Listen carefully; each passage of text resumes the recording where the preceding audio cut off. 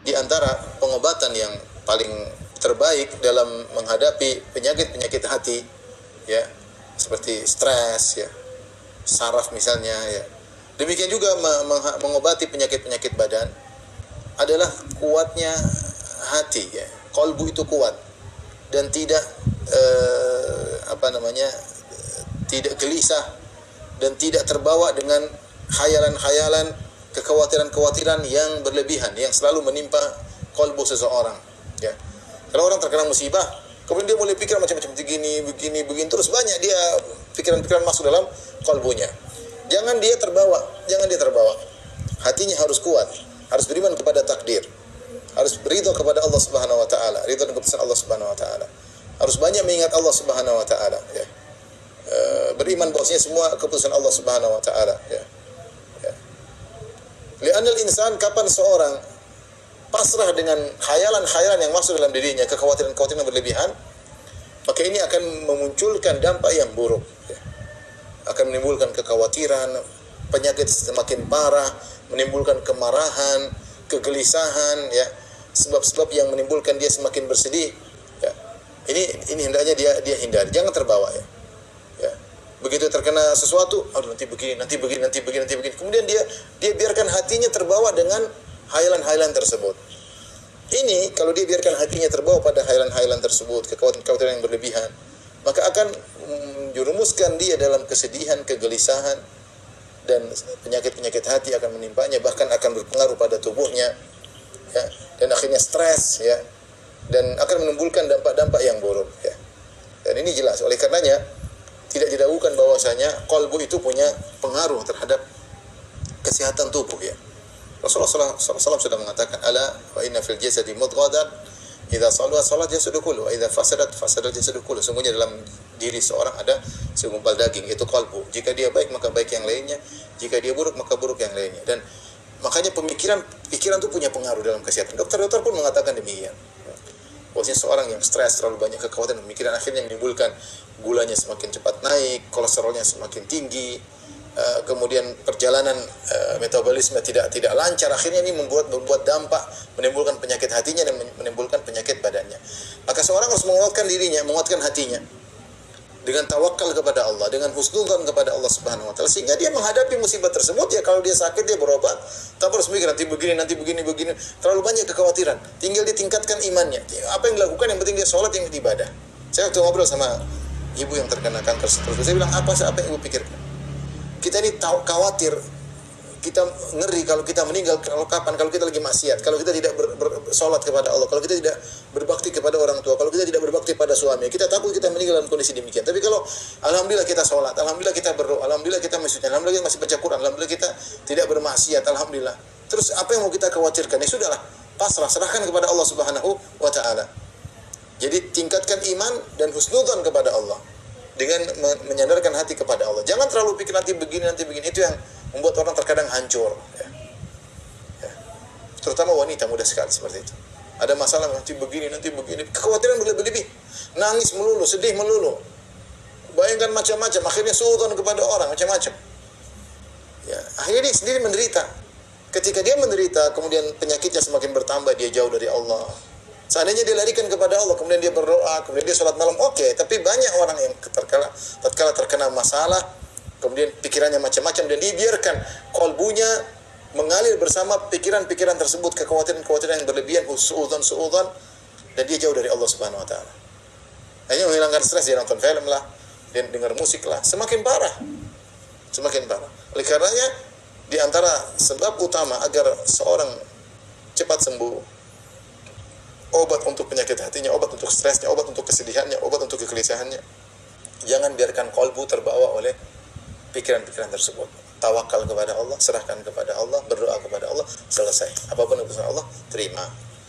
Ya, maka ini sangat diperlukan. Wa mata atamadal qalbu 'ala Allah wa tawakkal 'alaihi wa lam yastaslim lil awham wa la malakathu al khayalatu sayyi'ah wa wasaqa billahi wa tama'a fi fadlihi indafat anhu bidzalika al humum wal gumum. Kata Syekh As-Sa'di rahimahullah ta'ala, kapan hati bersandar kepada Allah, bertawakal kepada Allah, dan dia tidak pasrah mengikuti auham, pikiran-pikiran, khayalan-khayalan tersebut, dan dia tidak dikuasai oleh khayalan-khayalannya yang buruk tersebut, dan dia percaya kepada Allah dan dia berharap mendapatkan karunia Allah, maka akan pergi darinya kesedihan-kesedihan, kegelisahan-kegelisahan tersebut. Wa zalat anhu katsirun min al-asqam al-badani wal qalbiyah, dan niscaya akan hilang pula banyak penyakit-penyakit hatinya, penyakit-penyakit pikirannya, dan juga penyakit-penyakit badannya. Banyak orang yang kena penyakit-penyakit seperti gula atau penyakit bahaya atau cancer, terkadang disuruh santai, disuruh dekat sama Allah, disuruh baca Quran, dan pengaruhnya ada, dampaknya ada. Dibuat suruh tenang, karena semakin stres dia penyakitnya semakin bereaksi. Wa hasalil qalbi min al-quwwati wal insyirahi was sururi ma la yumkinu at-ta'biru anhu. Dan ketika dia bertawakal kepada Allah, maka hatinya akan semakin kuat, dadanya semakin lapang, yang tidak mungkin kita ungkapkan dengan kata-kata. Rahasianya apa? Tawakal dan kembali kepada Allah Subhanahu wa taala. Dan dia berkata, "Fakam muliatil mustashfayatu min mardal awhami wal khayalatil fasidah." Betapa banyak rumah sakit dipenuhi dengan penyakit-penyakit waham, penyakit-penyakit khayalan, kekhawatiran, penyakit pikiran, ya. Pikiran, stres. Rumah sakit dipenuhi dengan orang seperti itu. Wa kam atharat hadhil umur ala qulubi katsirin min al-aqwiya fadlan an dhu'afa. Dan betapa banyak kekhawatiran, waham, khayalat mempengaruhi orang-orang yang tadinya kuat tapi terpengaruh dengan pikiran yang tidak, akhirnya dia pun jatuh, gugur. Apalagi orang-orang yang lemah, begitu terkena pikiran-pikiran yang tidak, maka kemudian tersungkur. Kenapa? Kurang bertawakal kepada Allah, kurang husnudzan kepada Allah. Wa kam addat ilal hamaq wal junun. Betapa banyak orang yang seperti ini akhirnya jadi orang pandir dan orang gila, karena terbawa dengan pikiran dia, tidak tahan dia pikir tersebut, akhirnya jadi gila. Banyak orang masuk rumah sakit jiwa, banyak jiwanya terganggu. Kenapa? Dia emosinya terbawa, kolbunya dibiarkan terbawa, mengalir bersama kekhawatiran-kekhawatiran yang berlebihan tersebut. Wal mu'afa man afahu Allah wa wafaqahu li jihadi nafsihi li tahsil al-asbab an-nafi'atil muqawwiyati lil qalb. Dan orang yang selamat adalah orang yang Allah selamatkan dan Allah wafaqahu, dan Allah berikan taufik kepadanya, bimbingan kepadanya untuk melawan nafsunya, ya, sehingga dia bisa mendapatkan sebab-sebab yang bermanfaat untuk menguatkan kalbunya. Ad-dafi'ati li khalaqihi, yang bisa menolak, menghilangkan atau mengusir kegelisahannya. Qala ta'ala, Allah berfirman, "Wa may yatawakkal 'ala Allahi fa huwa hasbuh." Siapa yang bertawakal kepada Allah, maka cukuplah Allah baginya. Ai kafihi jami'a ma yahummuhu min amri dini wa dunyahu. Yaitu Allah akan mencukupkan baginya semua perkara yang dihadapi, baik perkara dunianya maupun perkara agamanya. Nah, ini nasihat dari beliau bahwasanya agar kita tidak terlalu bersedih, maka hilangkan pikiran-pikiran yang tidak. Tawakal kepada Allah. Sudah, tawakal kepada Allah. Serahkan urusan kepada Allah. Contoh, kita keluar rumah, kita nggak tahu apa yang terjadi di hadapan kita, apa yang mau kita hadapi, bagaimana perdagangan kita, bagaimana jual beli kita nggak tahu. Tapi kita keluar rumah, kita berkata, Bismillahi tawakkaltu 'ala Allahi la haula wala quwwata illa billah. Dengan nama Allah aku bertawakal kepada Allah. La haula wala quwwata illa billah. Tidak upaya kecuali dari Allah. Ucapan tawakal. Ketika orang mengucapkan tersebut, maka malaikat berkata, hudita wa kufita wa wuqit. Kau akan diberi petunjuk oleh Allah. Kau akan dijaga oleh Allah, dan kau akan dicukupkan oleh Allah Subhanahu. Sudah, mau diapain? Kita bilang hasbunallahu wa ni'mal wakil. Hadapi. Mau diapain? Apapun musibah yang kita hadapi, jangan terlalu pikir nanti begini. Sudah jalani, pasrah. Qul la yusibana illa ma kataballahu lana. Huwa maulana. Katakanlah, tidak akan menimpa kami kecuali apa yang telah Allah catat. Dan Dia adalah penolong kami. Selesai urusan. Tawakal kepada Allah. Ini akan menghilangkan banyak masalah. Ini akan menghilangkan banyak kegelisahan. Fal mutawakkilu 'ala Allahi qawiyul qalbi la tu'athiru fil awham. Orang yang bertawakal kepada Allah, maka hatinya kuat. Maka khayalan-khayalan, kekhawatiran-kekhawatiran tidak akan berpengaruh pada kalbunya. Wala tuz'ijuhul hawadithu li ilmihi anna dzalika min dha'fin nafs. Kejadian-kejadian yang menimpa, ya, tidak akan mengganggunya. Dia tahu ini, ya sudah. Orang terganggu dengan kejadian-kejadian itu hanya karena jiwanya lemah. Wa minal khawar wal khauf alladzi la haqiqata lahu. Dan itu hanyalah kelemahan dan kekhawatiran yang tidak ada hakikatnya. Nanti begini, nanti belum tentu terjadi. Hingga banyak pikiran, nanti begini, nanti akhirnya pusing, stres sendiri, penyakit bertambah. Itu belum tentu semua terjadi. Kalaupun terjadi, hadapi. Dan tidak semua kemudian terjadi. Ya. Maksudnya jangan terlalu banyak pikiran. Tawakal kepada Allah. Wa ya'lamu ma'a dzalik anna Allah qad takaffala liman tawakkala alaihi bil kifayah tamah. Dan dia sudah sadar, dia ngerti bahwasanya siapa yang bertawakal kepada Allah, maka Allah akan menjamin dia. Ini yang perlu kita tanamkan. Kita bertawakal nggak sama? Kalau bertawakal sama Allah sudah selesai. Ya. Wa may yatawakkal 'ala Allah fa huwa hasbuh. Siapa yang bertawakal cukup bagi. Memang kita kurang tawakal. Kita masih melihat yang macam-macam kanan kiri. Tawakal sama Allah dengan menjalankan, dengan berikhtiar, tapi tawakal.